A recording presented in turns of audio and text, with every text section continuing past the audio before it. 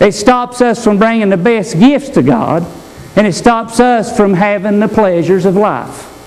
And this is the answer why people have no life. They can't lay down things. People cannot lay down situations. They have to think about them.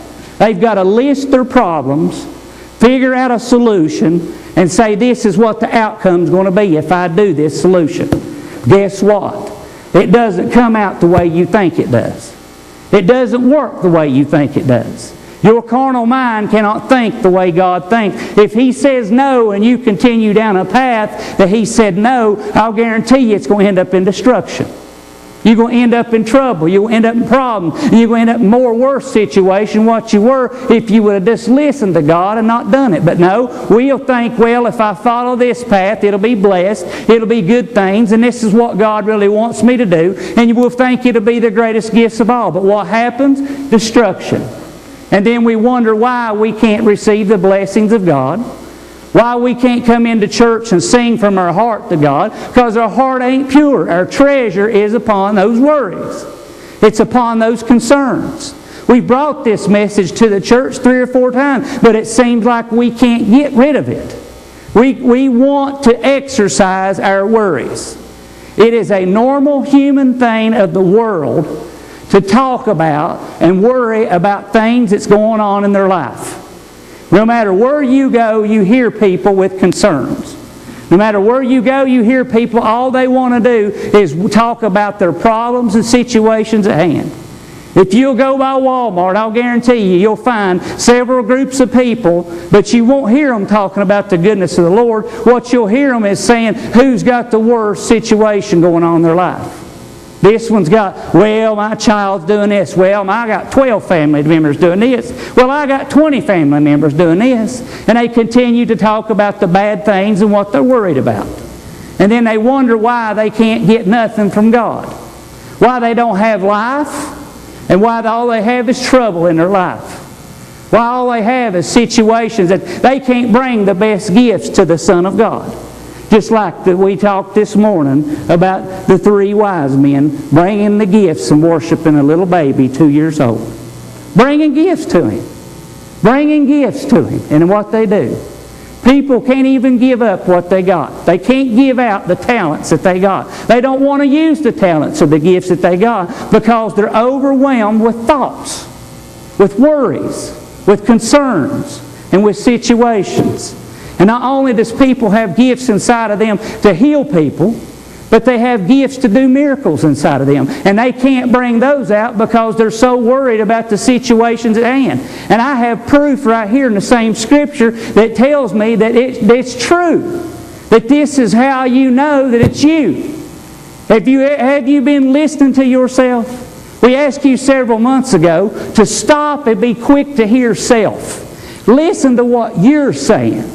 Listen to your heart, because out of the abundance of the heart, the mouth will speak. You're speaking what is going on in your life if you'll take time to listen.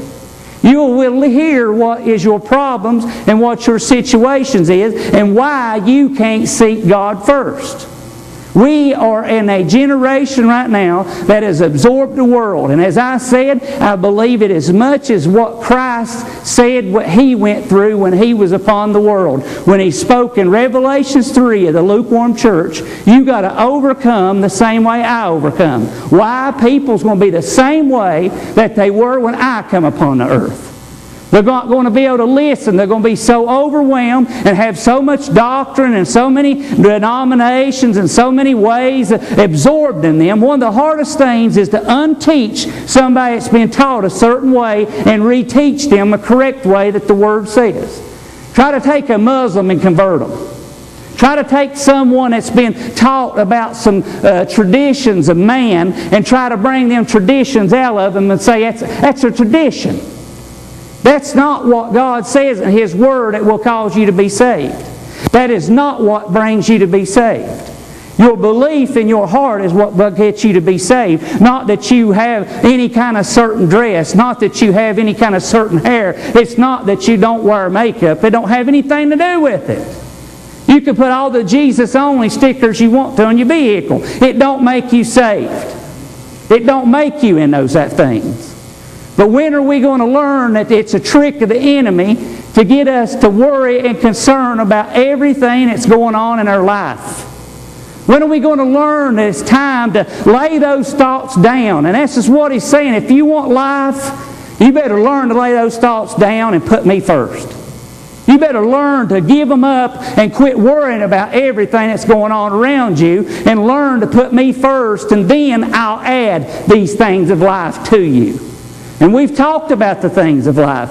Christ said, I want you to have life and have it more abundantly. I want you to enjoy the fruits of the Spirit. I came that you can have it. But are you enjoying it? You want to know why? It's because of your thoughts, because of your worries, and because of your concerns. Go with me to the first part of that chapter. Go with me through verse 1. And Lisa just put up through verse 12. I don't know if I'll read that far. Luke chapter 12, verse 1. This is how you'll know for sure. And then it's what he said, and it's what we've been talking about. You'll talk about it. You'll bring it out. You'll bring out your problems. Luke chapter 12, verse 1. It said, in the meantime, when they were gathered together in an innumerable multitude of people, insomuch that they trod one upon another, he began to say unto his disciples first of all, beware ye of the leaven of the Pharisees, which is hypocrisy. For there is nothing covered that shall not be revealed, neither hid that shall not be known. Therefore whatsoever ye shall have spoken in darkness shall be heard in the light, and that which ye have spoken in the ear in the closets shall be proclaimed upon the housetops. And I say unto you, my friends, be not afraid of them that kill the body, and after that have no more that they can do. Whatever you have, whatever's inside of you, whatever you're speaking, people will come to church and think about and say how good God is and all these things. But when they leave church, in their house, to their friends, to the people in Walmart, they'll talk about bad things. And when you can't hide it. The thoughts that's running through your mind, he's saying you can't hide it. He's saying you can try to put on that fake smile, and as they said, Brother Ball always said, put on that false face. You can't hide it. It will eventually be preached on the housetop. No matter what is brought about, it will come out. It will be shown, and it will be shown whenever it comes out. And that's why the next set of chapters we read first said, Jesus said, you better learn not to take no thought. Because if you do not learn not to take thought, you're going to keep speaking of these things, and everybody's going to know it. Everybody's going to know about your problems. Everybody's going to know about your situations. Everybody's going to be knowing what you said about others. You can talk about others. You can say things about others. But it will come out. These things cannot be hid. They will not be hid. So what are you hearing from yourself? What are you hearing about the situations around you? And it's so easy to get caught up in worries and concerns. It is the easiest thing in the world to worry about family, yourself, situations around you, and problems around you. What do you call that? Taking thought.